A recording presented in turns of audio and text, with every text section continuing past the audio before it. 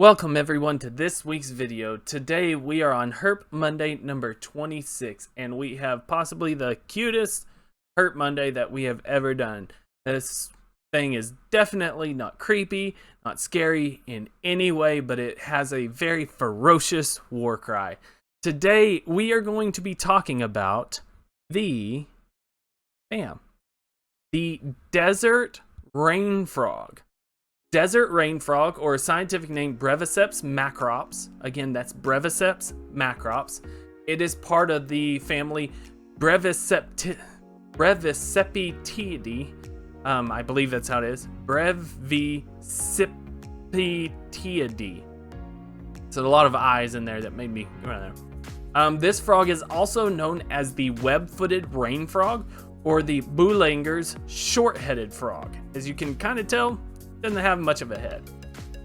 It is found in Namibia and South Africa, and it's only found in a narrow strip of sandy shores between the sea and the sand dunes. So it's just found in one small strip, and we'll get into its habitat in a little more detail in a little later on. As you can tell, these are a really small frog. They are usually only 4 to 6 centimeters. Which is about 1.5 to 2.5 inches. So, very, very small frog. And their color is this yellowish brown color, but more often than not, when people have seen these frogs, they look more like this. They are covered in sand particles, and that helps them to camouflage because they stay in these sandy shores, these sand dunes. Not quite sand dunes, but in these sandy shores. So it really helps with their camouflage.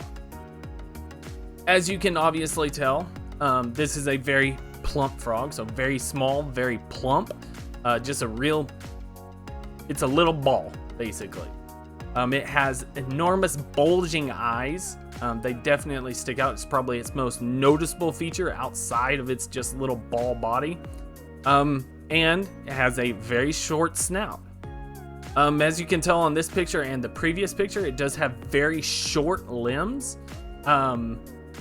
That have very almost kind of like spade-like feet with webbed toes. And the reason for that is these really can't hop or leap. In fact, they can't hop or leap at all. They actually just walk around on the sand, or they're digging through the sand. Something interesting about the body of this frog, though, it does have transparent skin on the belly. So if you picked up this frog and turned it on its back and looked at it, you could actually look on the belly and see the internal organs through that skin. And that skin actually has a ton of blood vessels in it. That's how it gets its water. So when it is burying itself in the sand, it stays in sort of that moisture sand. When you dig down on sand, you get that kind of wet sand underneath. Well, that's where these are going to dig to, and that's actually how they absorb water. These actually don't drink any water.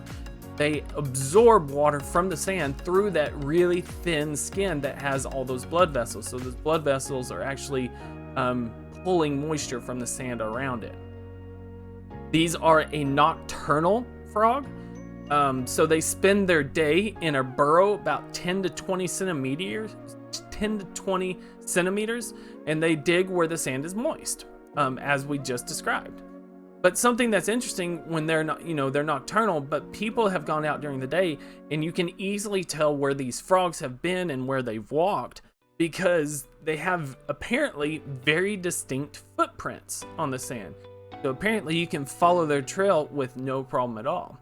And then you can find their burrows, which usually have a little pile of loose sand around them. And apparently those burrows are usually relatively close to small piles of manure. And that makes sense because of what these frogs feed on. And these frogs, when they come out at night, they are primarily feeding on moss, beetles, and insect larvae. So that's probably why they're so close to those manure piles, so that they can get at those insect larvae and those beetles that are eating on that manure quite easily. These things can't exactly move very fast, so they kind of have to sneak, as sneaky as a small roly-poly can come at you. Now, we were talking about their habitat, that narrow strip of sandy shores. Well, their total habitat range is smaller than 2,000 square kilometers, or 770 square miles. That is not a very large area at all. That is a very, very small area. And that habitat is actually becoming more and more fragmented as time goes on. The number of frogs, because of this habitat fragmentation, has actually seemed to be decreasing. The habitat loss seems to be caused by open cast diamond mining, road construction, and human settlement. So, you know, people want to live on the coastline, which that's just cutting this animal's habitat right in the middle. So there's a lot of studies going on looking at the habitat implications for this frog, but it is very, very difficult, and it requires that really small strip of land for them to survive. In fact, these are listed as a threatened species, which just tends to give credence to the fact that their numbers are in fact decreasing. They have been known to be kept as pets. I would not suggest this for a couple of reasons. One is that most of the times, the research I've found, that when you find these on an open pet trade, it's actually from an illegal pet trade deal. Maybe not the person you bought them from got them illegally, but usually how they are shipped out is from illegal pet trade. So definitely be careful in that aspect. Number two, these frogs require a very specific environment. You can keep them, but you got to have that sand. You got to be able to keep that sand moist without the sand making mold or anything like that. So it's really, really difficult. The reason why these are in this very select strip and leads credence to how much of a habitat specialist these are, is these are in this narrow strip of sandy shore. Is found to have heavy fog roll in at least 108 days a year, and that fog is what keeps that sand moist. If there is any less, the frogs are not actually found in that area. If there's any more, they're not found in there. Maybe it's too wet for them. So definitely very, very specific on their habitat requirement. Now, we're actually going to end the video on two interesting facts. You know, I like to end these videos on at least one interesting fact for the species that we do. We're actually going to end on two. And the first one that we're going to do is that these frogs actually have direct development. And what that means is they have their eggs. They'll lay their eggs in a burrow. But when they hatch from the eggs, they actually hatch as just a smaller adult frog. They are fully mature. There is no tadpole stage.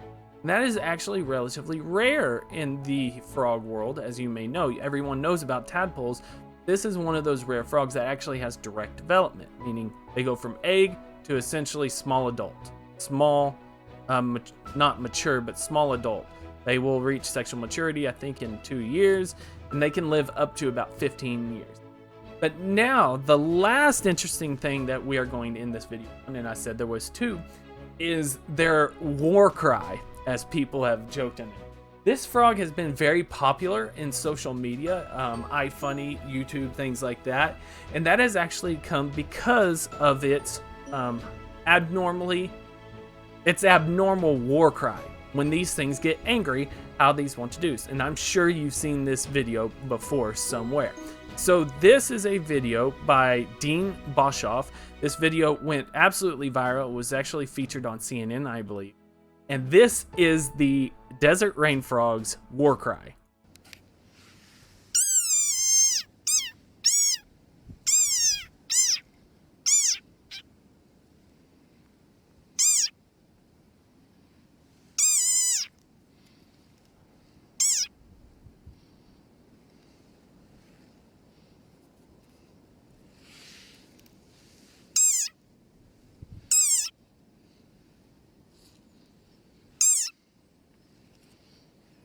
So I'm sure you've seen that video or seen a clip of that video. Again, all credits to Dean Boshoff.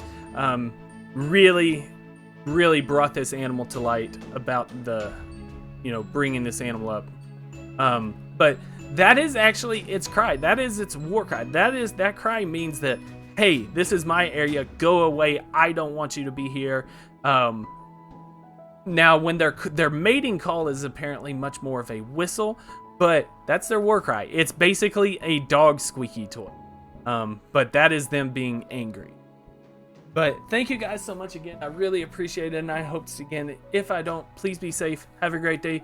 Please leave a like, comment, and subscribe. If you do, I'd really appreciate it. Please give me a comment about an animal that you'd like to see either on this series or on the Fish Friday series. But thank you guys so much again. Take care of yourselves. Take care of your loved ones. And